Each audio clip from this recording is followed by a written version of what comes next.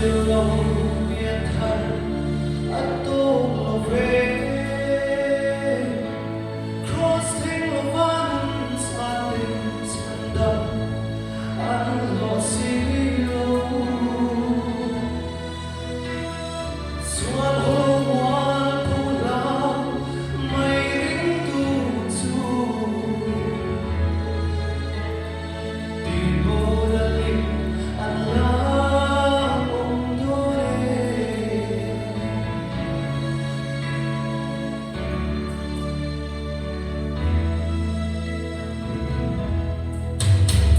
ít tuan sông lệ lúc ngày anh thấy Krishna và Maria ít đi sa tu thân xuôi vanga lung mai em đi ít buổi nên xin phê quý tu tan sâu ít xóa ít tu trì anh ít xóa lệ anh ta tu chế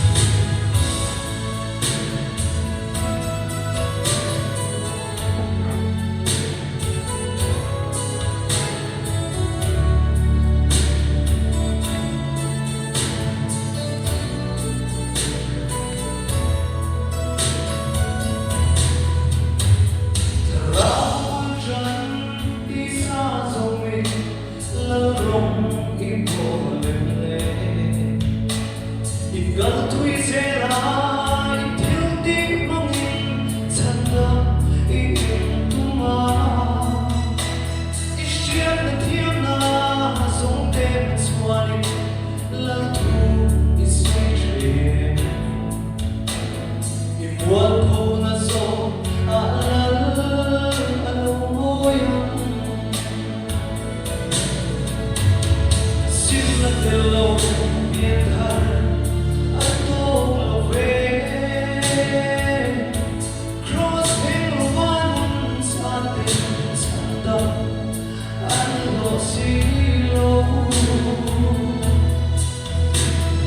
xuân hôm qua thu lao